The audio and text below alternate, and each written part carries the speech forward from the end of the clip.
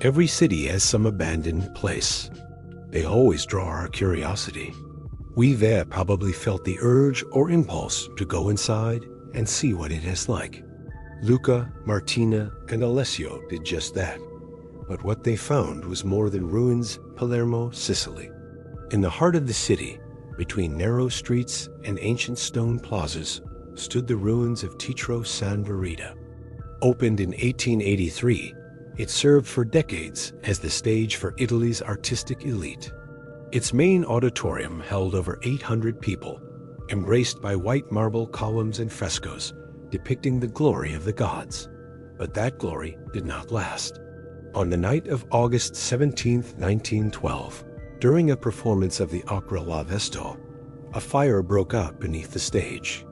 The flames spread within seconds, fueled by heavy velvet curtains and dry wood. The fire advanced as if it already knew its path. Witnesses reported seeing red tongues crawling up the walls and said the heat was differente. Not physical, but spiritual. 74 people died. Many were never identified. The ceiling collapsed with the soprano's final scream still echoing through the flames. The theater was never rebuilt. It was sealed, cursed by the city, forgotten by the authorities, but not by the shadows. For decades, local residents have reported chills when passing the cracked facade of the old theater. Voices, whispers, the smell of smoke where there was no fire. Some said they saw a woman in a dark dress among the rubble, staring out as if still waiting for the final applause. It was just a legend, until Luca, Martina, and Alessio decided to go inside. Luca was the boldest, always had been. Born in Palermo, he knew every alley, every ruin, every city shadow as if they were extensions of his own body. He was the one who had the idea, not to prove courage, but to film content for his YouTube channel, where he explored abandoned sites with paranormal theories. Martina, an architecture student, saw the venture as a chance to explore inside the legendary theater she had studied in books. She wanted to understand how such a magnificent structure could crumble so fast, and why no one dared rebuild it. She was drawn to places where time seemed to stop intentionally. Alessio didn't want to go, but he did. Maybe because he feared being left alone. Maybe because he didn't want to miss what his friends might uncover. He was quiet, observant, and always with them. He knew how to edit the videos. He could spot things others overlooked. He had nightmares about fire since childhood. Nightmares that returned in the nights leading up to this exploration. The trio waited until night fell. The side entrance to the theater, though sealed with cement blocks, had been partially broken in by other adventurers years before. A narrow gap allowed entrance only if one crawled through broken bricks. Inside, the air was warm and humid, even though summer outside was dry. It felt like entering a body that had never cooled.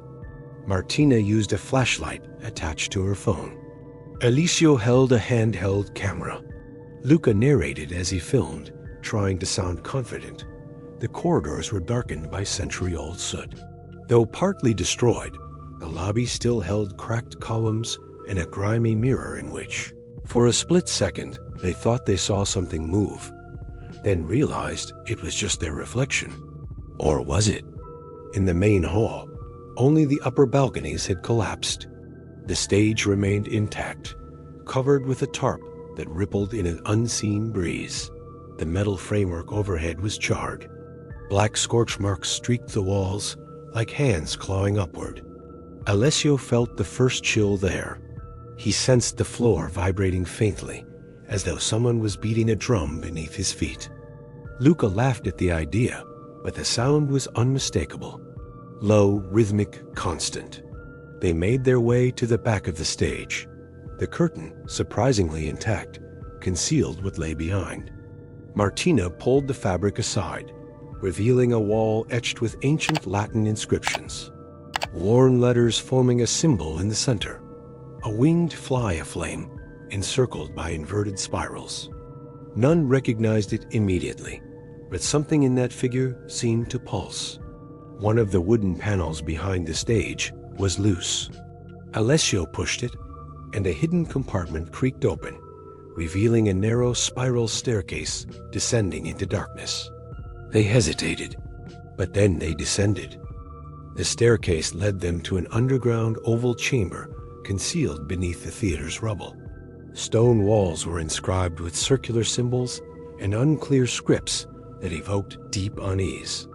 At its center stood a red stone altar that radiated heat even with no flame in sight. Burned candles, arranged in an inverted triangle, surrounded it. Martina touched the altar and felt its living warmth. Alessio noticed bone fragments fused to its base, perhaps from a child. Luca, curious, researched the central symbol, a flaming fly circled by inverted spirals. He found references to Beelzebub, the Lord of Flies and Prince of Fire, linked to human sacrifices and possession. At Luca's whispered mention of the name, the candles reignited on their own. Intense heat filled the chamber. Translucent figures appeared, burned spirits, voiceless, pointing toward the darkness behind the altar. A wall panel slowly creaked open. From the pitch black emerged two ember-like eyes. They hadn't awakened him. He'd never been asleep. Beelzebub was already there. The surrounding darkness was more than absence. It was a malignant, insatiable presence. The air shimmered with invisible waves of heat. Martina's legs gave out. She looked at Alessio, but didn't recognize him. His eyes were black as coal, and his flesh appeared cracked. She tried to call him, but he only pointed back toward the altar, repeating an unintelligible word. Luca saw another scene. A full theater resurrected before his eyes, mirrored seats with a glowing chandelier. On stage, a woman in a dark dress sang an aria. Her voice was mesmerizing, but her eyes never blinked. When Luca attempted to move, he realized he was seated, applauding as the audience did. But no one around him had a face. In every corner appeared familiar faces. Her grandmother, a college peer, a neighbor, all engulfed in flames, all whispering her name. Alessio ran without going anywhere. The floor stretched endlessly, walls closed in. He screamed, but the sound returned distorted in a foreign tongue. From the darkness emerged countless tiny eyes, live and dead insects landing on his shoulders, whispering verses from grimoires he had never read. The fire didn't burn. It consumed sanity, identity, time. Beelzebub moved among them unhurriedly, wearing the faces of those already dead. And when the three finally reunited, they were changed. No screams, only wide-open eyes, frozen bodies, surrounded by an unnatural, intense heat. When the hallucinations ceased, they were back on the main stage, though unsure how. The environment had morphed, the ceiling destroyed to reveal a smoky red sky overhead. The theater was packed. Rows of faceless spectators sat in silent applause, some with burn marks on their attire. On stage, the dark-dressed woman appeared again, elegantly walking between closed curtains as if presenting to them all. Her eyes were living flames, and her mere presence paralyzed them. This same figure that so many said lurked in Titro San Verita's broken windows now stood not as ghost, but as incarnation. Beelzebub himself, seductive, tragic, lethal. The trio tried to flee through warped corridors that closed and reopened like breathing flesh. Each door led back to the stage. The maze was temporal, not structural. With each return, more of the theater ignited. The flames licked the curtains, but never consumed wood. They burned memories, the air, even reality. Martina glimpsed her mother's face among the flames. Luca heard his childhood cry echoing from the balconies. Alessio stepped onto a floor that seemed to scream beneath him. The woman in black advanced toward center stage. At each step, the audience's silent screams rose in volume and intensity, yet none opened their mouths. When she raised her arms, The ceiling erupted in a spiral of blue fire.